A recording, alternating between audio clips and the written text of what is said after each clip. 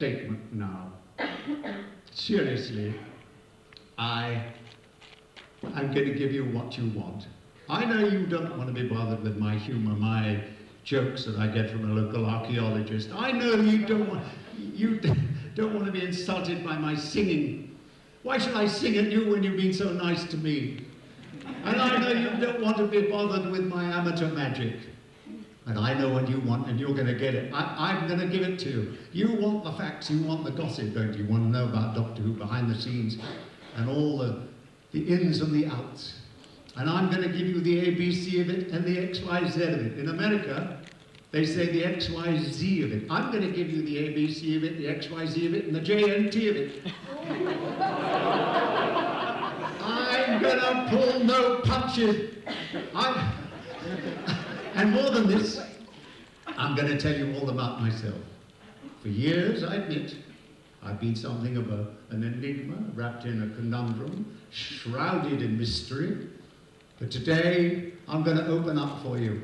I'm going to be an open book for you today. You've paid enough for your tickets. I've got some questions here that you very kindly put under my door. Ready? And I've got a clock there to tell me what time it is, thanks to Graham. Let's hear a very big round of applause for Graham, who's organised all these things. He's given me the mics I want, and he's given me a little clock here so that I know where I am in terms of time. And a very big round of applause for Mr. Mark O'Grady, who's organised this whole event with his fine team and invited me. And I'm always surprised when I'm invited. So let's hear a round of applause for Mr. Mark O'Grady and his team. He's splendid. Very kind. Now, the first question says, Mr. Ainley, are there any performers you're jealous of? Are there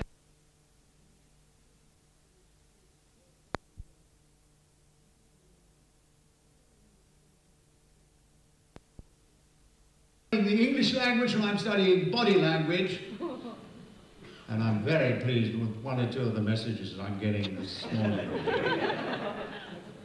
Thank you.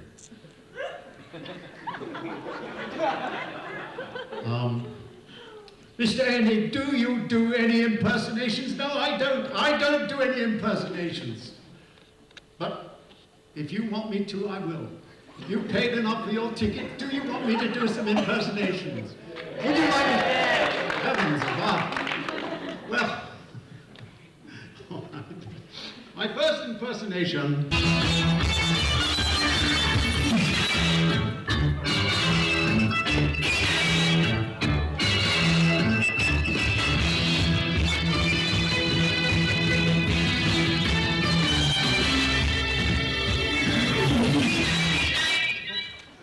Good morning. Is everybody happy? Excellent. Ladies and gentlemen, in 1977, a science fiction film was released that was to shape science fiction both in the film world and on television. The film was Star Wars, and it introduced us to Dark Lords of the Sith and a lovable robot duo, R2-D2 and C-3PO. Now, what could Doctor Who do to compete? Well, let's talk about it. And the man I'm going to introduce you to was the production unit manager at the time. He was later to become the producer of the show. Ladies and gentlemen, please welcome John Nathan Turner.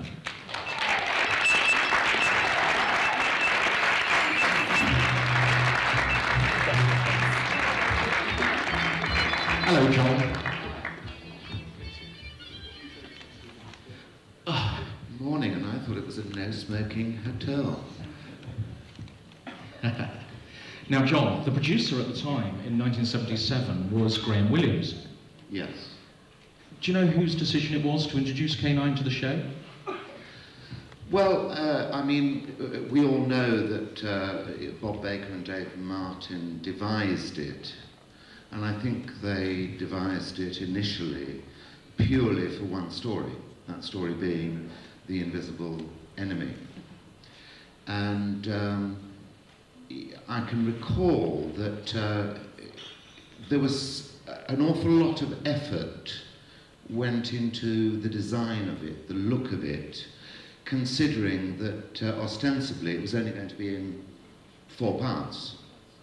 I'm not sure to this day at what point the decision was made to go ahead with it, but I remember after the very first recording, Graham Williams saying to me, what did I think of it?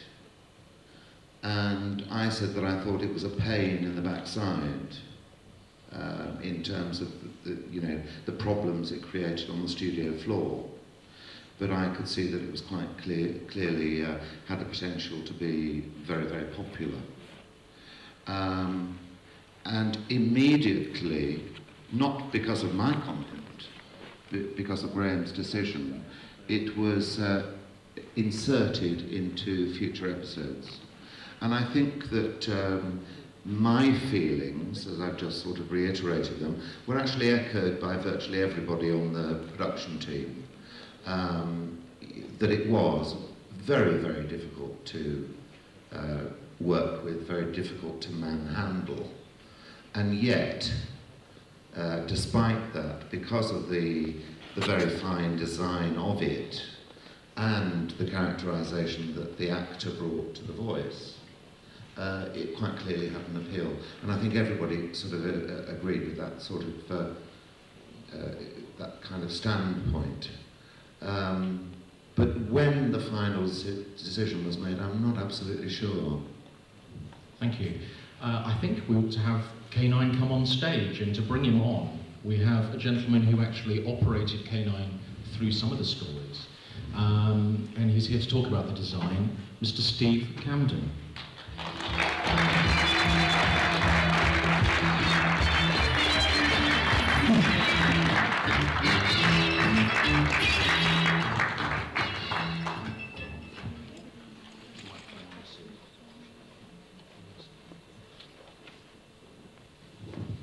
Hello, Stephen. Hello all. Thank you for joining us. I believe this is your first convention. As a guest. As a guest. 20 years ago, I came to them as a punter. As a punter. Gosh. Excellent. Right, we're here to talk about K9. Can you tell us who was actually given the task of designing the prop? A visual effects designer called Tony Harding was the guy who actually designed K9, who actually came up with the initial shape. It was then sort of put to about 8 different... Simply to go round the back of the console. It simply really couldn't do anything initially. And when I took over as producer, I spent what was a fortune in 1979, which was £2,000. It was a hell of a lot of money. I mean, it's no inconsiderable amount now, but £2,000 20 years ago was a fortune, having K9 upgraded so that not only could it go over a minor cable, but that it can actually go over rocky terrain and pebbles on a beach. And I spent £2,000. We got down to Brighton. It had been taken down to Brighton earlier for a test run, and it worked. And on the day, it was pulled along by a bit of fishing wire. So, even then, it had been in the show for a while then. It was a pain. It was always a pain. It never really properly worked. And that's why it had to go, as far as I was concerned. In terms of its popularity and its cuteness, that did not outweigh the considerable cost that it caused to the production, in my estimation. I think I'm right in saying that in that first story, its head didn't nod, it was fixed neck. Is that right, Steve? That's right. So what sort of modifications were made to it after that first story, and by whom? As far as I know, the ticker tape wasn't in the first story. There was ticker tape coming out of it, but there wasn't a feed that worked it. So once it was known that it was going to be in it for longer than one story, that was added. But they were modifying it all the time. Now the remote control, who was actually responsible for that first major overhaul? I believe it was Nigel Brackley. But Can you tell us a bit about Nigel? Because he doesn't get the credit he deserves. He doesn't. Love or hate K9, the reason the dog was in the show as long as it was, I think, is largely due to Nigel from a technical point of view, because Tony Harding designed the thing, but on each different Doctor Who story there's a different visual effects designer, and no one really wanted each time to have responsibility for the dog. So Nigel was the contractor who would come in on each story and work the dog, and then towards the last 2 seasons that the dog was in the show, there was so much for K9 to do that he took on an assistant, which was me. So we sort of did the day-to-day running of it. And then I think on the last one, Matt Irvin worked it, and Matt certainly did K9 and Company. So every different designer who worked on the show will have modified it in some way, for a panel coming off, or there's a panel in the exhibition from Armageddon Factor where the Doctor was miniaturised. So each different story, there was always something new being done. Now, if people were to look in their reference books about The Invisible Enemy, they'll actually see that there's another special effects wizard who worked on that, Ian Scoones. So why didn't Ian Scoones have a hand in the design, or did he? Ian Scoones did. Ian Scoones actually drew some designs for it, but he sort of made it look like an armoured Doberman. And there was no practical way you could make it work. And also, The Invisible Enemy has so many visual effects in model work and physical effects that Ian went to Bernard Wilkie, who was at that time in charge, and said, I can't do this show, there's physically too much to do. So Bernard put on another designer, which was Tony Harding. So Tony Harding was thrown in at the deep end and designed and built K9 in 3 weeks from being told he was on the show. So the limitations that come along in that 3 weeks to actually get it physically ready, we were then trying to make up for the next 3 to 4 years. Now, the prop itself is made from fiberglass. Yeah. Can you just tell us briefly how a fiberglass prop like that would actually be made? Yeah. The guy who I believe, if you imagine that shape being made in wood initially, that's called a former. So a guy called Tony Oxley, I believe, made the former. And then from that former, you make a 5-piece mould, or 4-piece mould, which comes apart out of silicon rubber. So from the wooden former, you make a silicon mould, and then into the silicon mould, you make the fiberglass version. But briefly, the guy who did the sculpting was called Roger Perkins. It was Chris Lawson who actually made the shell. Charlie Lund did some of the electrics, Nigel Brackley did some of the electrics. So there's 8, 9, 10 people involved with K9. Now, if people were to actually look at the videos and stills from the series, they might notice that the head seems to change now and again when the dummy stunt prop was in place. Why the difference in the head? Again, visual effects were under such pressure of time that initially when K9 came out of the mould, he looked just like this one, which is an exact copy of the dummy K9. And it was just before the studio, like 2 days, Tony was told, oh, he's got a ticker tape in his nose. And Tony had either forgotten this or in the rush hadn't managed it. So what he had to do was to add strips of fiberglass underneath to make the head bigger, to fit it in. And although it was fitted in, I understand it was never working for Invisible Enemy, so it was in there. Then when they came to do the dummy K9, the mould was as this one is. So this is why the real K9 has a thicker snout and wider mouth. And also the dummy K9s were always different colours and different collars, and it was simply because no one had the time to make sure that they were identical. Now, just pointing at the prop itself, what were the functions that the radio control had? I knew you'd ask that. And knowing you last, I can't really remember. Forward, reverse, ears, the lights in the eyes and the lights on the control panel were linked. The ticker tape, the gun, the tail was 2 channels. The side panel, which I think was only used in the first or second story, was supposed to have a blue light so they could CSO onto it, and that got dropped. Can you just explain what you mean by CSO for those in the audience who don't know? Just quickly. Just quickly. Well, I'll do CSO in my talks later, but briefly, colour separation overlay or chroma key makes an electronic camera not able to see a selected colour, in the normal instance blue. So if it's filming this room and there's something blue, it just won't pick it up. And then in that blue space, you can overlay a different picture. That's very simple, but that's... So the original plan was for the screen on the side of K9 to I think show... in Invisible Enemy there's some lines on it. And I should imagine, John, that was technically quite a nightmare, wasn't it? I can remember it being used quite briefly, Yeah. but there wasn't a great advantage to it. Yeah. It got dropped Yeah. pretty quick. Because when you bear in mind the size of it, in order to read something that's on it, you've got to take such a close shot that it might as well be a cutaway in any case. Do you see what I mean? If you're trying to convey to the public that what is important on K9 screen, you have to go close in order to see it. So why are you bothering having it inserted in such a tiny area? Thank you. No prop really comes alive unless there's somebody providing it with a voice, like a costume really. So I think we ought to welcome the man who brought K9 to life. He's a lovely gentleman, Mr. John Leeson.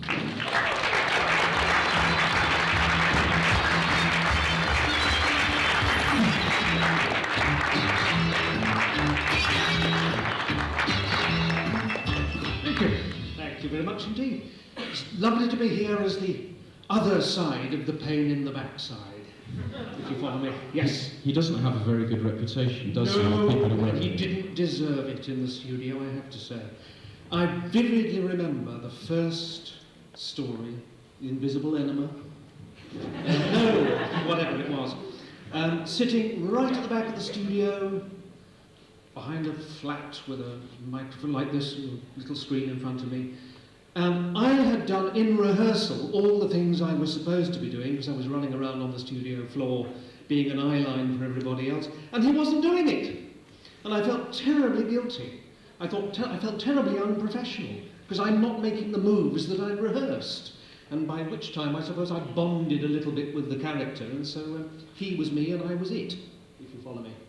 I follow you. Do I follow myself? Can you remember the first time you actually saw the prop?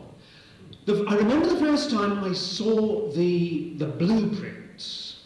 Graham Williams showed me the blueprints of K9, the model.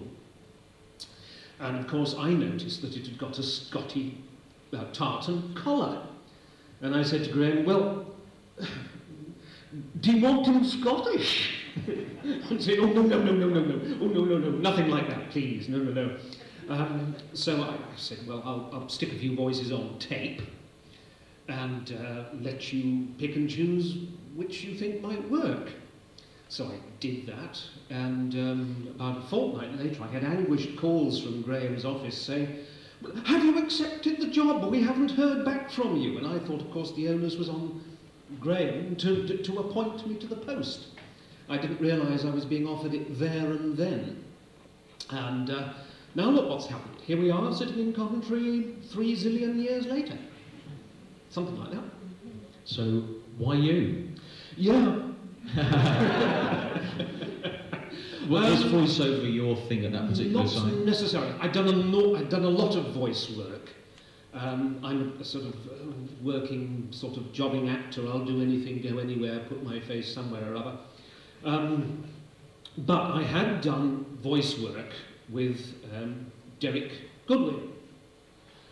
He was directing a kids' programme called Rainbow. And I was, I don't know why me? The original Bungle Bear in Rainbow. Nobody could see it was me, and I was quite happy about that. It was a very hot job indeed. I was absolutely... I'd have to be poured into a taxi after everything. So, but at least I'd done that. That was the sort of link in Derek's mind. Here is somebody who does silly things. And when my agent, Max Kester, who was a lovely old gentleman, he phoned up and he said, I've just had a call, John, from the BBC, as though it was a surprise for him to get calls from the BBC. They want to know if you're prepared to play the voice of a robot dog and the voice of a, well, it says here, virus. What do you think? So I said, well, I'll give it a go. Well, and indeed, it was only in for one story. It was only in for that invisible what's it. So I thought, well, there's nothing to be lost. Let's go for it. And then, of course, I meet Tom and folks in the rehearsal rooms, and I think, well, if I'm going to sort of do justice to this creature, I ought to actually sort of be it, if at all possible. We ought to sort of work up some sort of relationship, Tom and I and the others. And so I was the dog on my hands and knees in rehearsals. Sounds very silly, but it actually had a dynamic that worked, I think. At least that's my story. Steve, I think I'm right in saying that the prop was originally going to be designed to have somebody inside of it. Oh. I believe when Ian Scoons was initially approached, that was one area he was going down, yeah. So it was going to be much bigger. And then when Tony Harding went to the production meeting, he was told definitely not to make it so small that it definitely couldn't have someone inside it. I think that was Tony's brief. So they refined that. And I think that Tom Baker is quite famous for saying that he wishes all along that you had just had a costume built for you. That's quite right. Yes, indeed. I think the famous story Tom told me when he was auditioning for the National. He auditioned with a pair of dog ears and a funny nose, and promptly got a part at the National. So I thought, well, in fact, no, it would, to take the point seriously, yes, indeed. Something that is relatively inanimate is difficult to read, if you like. A face that has eyes, has an expression, this, that, and the other, is very, very much more viable as a character. Somehow or other, K9 became more than the sum of his constituent parts, very difficult constituent parts. He was extremely popular, for which I'm very pleased, but of course it did make for difficulties along the way, as you've already heard. Now then, I understand that your voice was modulated for the first episode. Well, it probably was, yes. Dick Mills came down and he said, oh, John, what I want you to do, look, we're going to give you a clean mic. Oh, thank you very much. What were the other ones dirty? No, clean mic, clean feed, right up to the sound, Gary. It'll be all right, don't worry. So I said, fine. What are you going to do then? Oh, we'll put it through a ring mod. Good, yes, right, okay.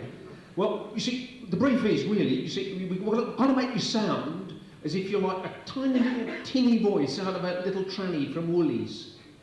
All right? Okay, yeah, I'll give it a go. So the voice became became really sort of tinny and edgy as a result. But as you've just heard, I did a bit of tinny and edgy, and subsequently, I believe, they didn't bother nearly so much with their gizmos. And I was allowed just to do the voice, and admittedly on a clean feed mic, so it didn't interfere with the other actors on the main mics. Answer your question? Yes. Thank you. Now, audience appreciation, as we know, was massive for K9. They're here this morning. And he became a bit of a star. Is that a statement or a question? I was just thinking on my feet. It was a statement, yeah. Did you end up getting lots of fan mail as a result? I got a fair amount of fan mail. I'm sure not nearly as much fan mail as those people who could be identified as persons, like Tom and Louise and all the others. But yes, indeed, I remember vividly getting a very, very heavy piece of fan mail that I had to pay excess postage on one day. Very heavy piece of fan mail. It thudded to the floor, and I thought, well, I didn't know what it was originally, and I opened it up, and it was an envelope full of ball bearings. And a little child had decided it was K9's birthday, and K9 should be given a birthday present to make him move faster. What a prescient youngster. So, I forget what the excess postage was, but I paid it quite happily. Thank you. towards the end of the season, we had the Invasion of Time story, and K9 left. He was left on Gallifrey with Leela. Yes. But Tom obviously wheels out a box with Mark II written on it at the end of the Yes. story, so it was always planned to bring him back. Well, it seemed so. I just waited to hear a telephone call from the producer of the day, I think. Are we being called back? Yes, indeed. Obviously, K9, or the image of K9 within the Who thing, cosmology, had taken on, and I was delighted to carry on being K9. So I did. So whilst filming the series, did you actually go on location? Oh, yes, definitely. The BBC had paid for me. Good housekeeping, you see. I didn't have to do much. So wherever the dog went, you just went? accompany Tom to the bar occasionally. I think that's all I had to do, and sort of be on set. Why, I don't know, because all the vocals were, generally speaking, fed in afterwards in dubbing sessions. Now, season 17, you didn't do the voice. Was it season 17? Was it season 17? Was it season 17? Yes, I think it was. It's a question. Right. I didn't. No. Principally because after having been the voice for that period of time, and there seemed to be a sort of a closure, I thought to myself, well, all right, I can't be a tin dog for the rest of my days. I'm a working actor with a face, and I need to be out in the world. It's a bit of a risk because, if you like, it's a sort of golden handcuff, playing an ongoing part in a BBC classic sci-fi drama. When I say golden handcuff, I'm talking about plastic gold, those chocolate pieces of gold with gold paper on. That's the sort of BBC gold. But I did decide to leave, and my heart was in my mouth because I didn't know what I was going to do next. I hadn't a clue. And it turned out to be one of the busiest years I've ever had in the business. I hadn't lost a thing. But back in drama school, I remember folks who went originally to the National Theatre and got lost entirely. What have you been doing? Well, I've been doing national service. You just haven't seen me. I've been a spear carrier for a year. But I wasn't in that position. I was doing mainly comedies, telecomedies, sitcoms and things like that, bit of writing as well. But it was a busy, busy year. And then this person here, I John was Nathan Turner. just going to bring him in. Yes, bring him in. Bring him in. Come in at once. John, season 18, you are now producer of the series. Yeah. Tell us about some of the changes you decided you want to make to the series. Relating to K9, having been there at the beginning, without wishing to denigrate David Brierley, I never quite tuned in my ear to his interpretation. And so the minute I took over, I thought, well, I'm going to ask John Neeson if he'll come back. And I asked my bank manager, and my bank manager said, you go back. For a finite number of episodes, because, you know, John and I got to know each other when he was in the show as a regular, and I knew his reasons for leaving. But then when you ring someone up and say, would you come back, but it's only 20 episodes, and then I'm getting rid of it. You know, it's not like a sort of open-ended steamrolling contract. And I was delighted that John almost immediately, but not too keen, but almost immediately I had said to yes. think about it. Yeah. And as I say, I do want to make it quite clear that I'm not knocking David, No. but because I've been there from the beginning, John's voice to me was always associated with it. There was certain, just to And say... also, David didn't get down on his hands and knees. Ah, well, there you are. I mean, we had, If you phone a performance, We had what to do you have- expect? we had to have a little pram. Oh, so I believe. No, I mean, that's not the No, reason. I mean, I was just going to say, part of the voice characterisation, simply, I take on board what John said. The idea in my mind was that K9 was not a dog, had nothing to do with dogs at all. He was a computer, and therefore you needed to have a certain speech pattern. The original speech pattern I had in my mind was the pattern of a sort of what you might call an electronic or a vocal poison pen letter. Every single word was detached and was in a different typeface. But of course it couldn't work that way because there is no ebb and flow, there is no necessarily what's the word I'm looking for, but I think you know what the word I mean. It wouldn't connect properly. It wouldn't, you couldn't, like me at the moment, I'm not connecting properly either. But to give it more of a sort of ups and downs and a sort of modulation, that's the word I was looking for, modulation. I love words. Didn't seem to me to suit the character as well as what I had perhaps done. I don't know. That's just a thought. John, as a prop device, K9 is a bit like the sonic screwdriver, and it becomes something which is there to get the Doctor out of a problem.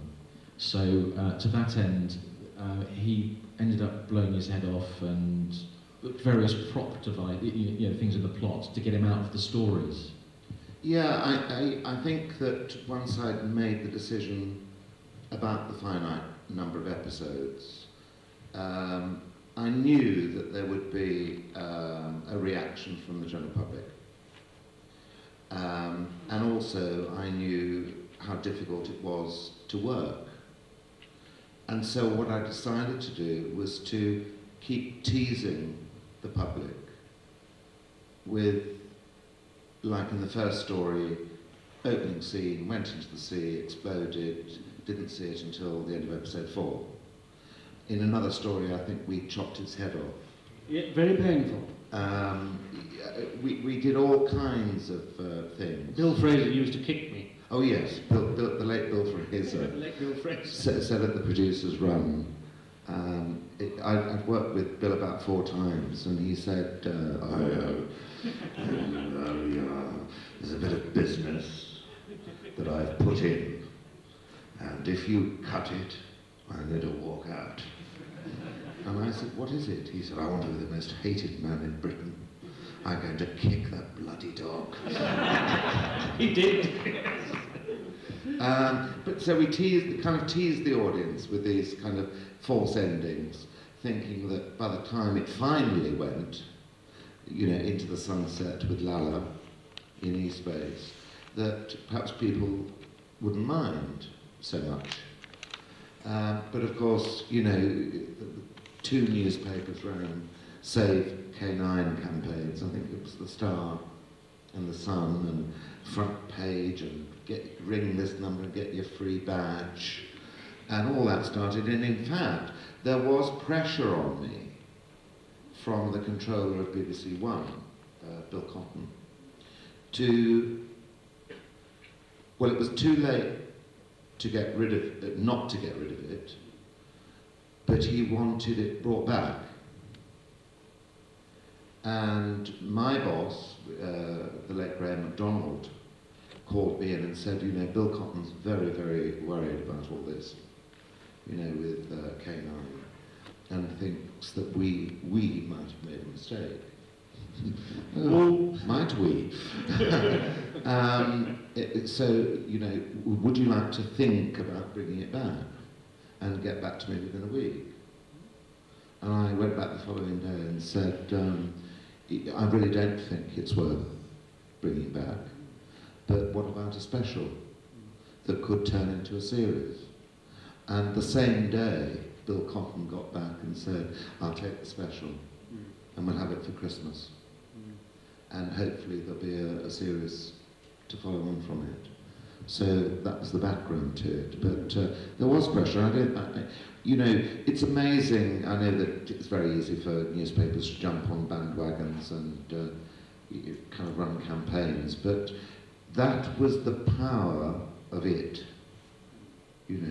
2 national newspapers, albeit tabloids, and cheap tabloids at that, but they still biggest readership. Yes, they still, you know, ran the story relentlessly.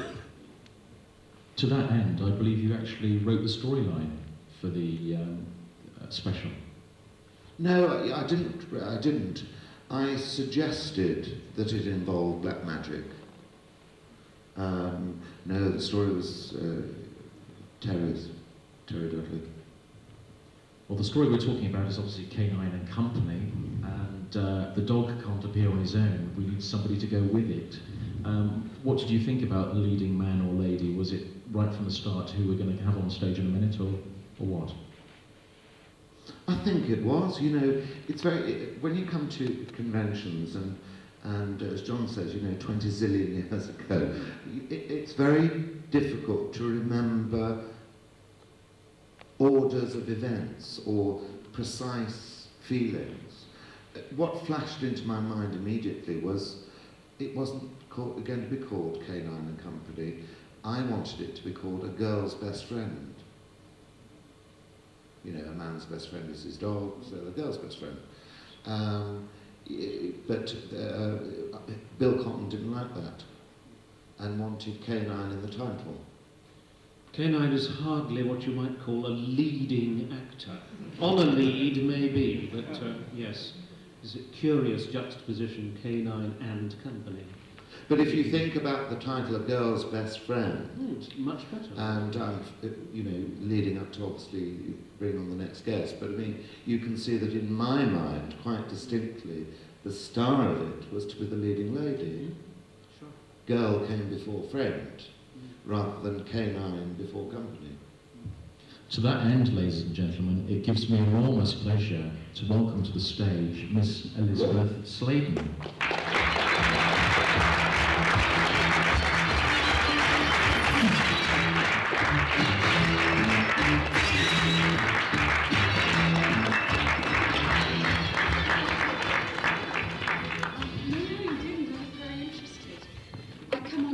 Of the litter, I think. I don't know half of all this that went before me. And do you know, I realised I knew Zippy from Rainbow, but I didn't realise I knew Bumble the Bear. It's lovely. What was the first thing you knew about K9 and Company, Liz? I was working on Gulliver and Lilliput at the time for Barry Letts. And did you phone me or write to me? Can't remember. Called the agent. And I had a chat on the phone with you. And I didn't actually think it would ever come off, because I don't believe that I am leading lady material. I'm very good when I bounce off somebody else, which is what I've been doing for years. And then you don't have to carry the can, you know. You don't have the long lines to learn. And I thought, well, yes, if this can come off, but who would really, you know, want it without a doctor? And I left it in John's hands, and then I was called in and told we had a script. I was sent the script. I had a meeting with you at Threshold with the script editor, I can't remember, Eric Sewell, because there were some things that we weren't quite happy about. And it happened very quickly. It happened incredibly quickly, and all of a sudden we were out on filming. We would have got a series if Bill Cotton hadn't left. I'm absolutely convinced about that. It got 8.5 million. And that was even with the blackout. Yeah, 8.5 million people. They repeated it the following year, and it got the same figure on the repeat, 8.5 million. If Bill Cotton hadn't left and Alan Hart took over, who was from Sport, and in any case, you know, the minute a new controller comes in, anything that the previous one has instigated, they want out. They would like to put their own stuff. We would have had definitely one series. John, the studio sessions for this story weren't in London, I believe, wasn't it? No, we were forced to go to Pebley Mill, the mill on the Floss. Was that your choice, or was that a decision made for you? That was the only studio that they had available. We But they wanted it for Christmas, you see, so we were locked into certain dates. We had to have it in order to edit it for it to go out by Christmas, and there was nothing in London. Oh, right. Because I had a conversation, I've never said this before, we were having this conversation over a meal last night. I had always been used to having a very good relationship with makeup and all the backstage people, because I think at heart I'm an ASM, that's where I come from. And I like their support and I like their camaraderie, you know, as well as I missed acting. the makeup. Best part I of the miss it day, now. makeup. Liz, could you just explain what an ASM is for Oh, those who... assistant stage manager. You do all you know, the work to make the actors look good. And I never forget that other people work very hard to make me look good, you know. And I was taken shopping, and it was a very good budget. I had some really lovely clothes on that. John accommodated what I wanted. I remember there was one thing they made specially for me. But, you know, maybe I was a bit grander in those days. I'd just done this, I'd just done that. You know, you look back and you think, gosh, I was very lucky to have that. But I got up there to Pebble Mill, and I couldn't actually, I don't know if I couldn't find a friendly face on the makeup girls and the wardrobe. They all disappeared into their caravan to drink Southern Comfort. I couldn't get a rapport with them. It was like, well, really, I mean, I could be wrong, but this is how I felt. It's like, well, you're from London, we'll show you what we can do up here. It really, really felt like that. I mean, you don't say anything at the time. You don't know that. I think there's a lot of truth Really? in what you say, because I did the first drama out of Pebble Mill, Right. which was hosted, is what's known in the BBC as hosted. In other words, it's a London production Yes. using BBC facilities and BBC staff, and they don't like it. Oh, well, I've never So said that before. the minute you are London-based going Did you up not there, do it? and I've always felt that with Birmingham, I'm a little bit at an advantage because I came from the theatre, and most of my stagehands, when I was a stage manager, most of my stagehands ended up at Pebble Mill, so that whenever I went back there were always so many familiar faces from the theatre, in other words, pre-BBC. But costume and makeup in particular, I've always felt there's very distinctly, you know, It was such a the shock. north-south divide, and you're hosted, but look what we can do here, you know. We did Gangsters. Yeah. Do you know what I mean? Oh, isn't that There is that weird feeling, I and they don't make good team members. No. You see? Well, there's the thing. And as I never had costume or makeup,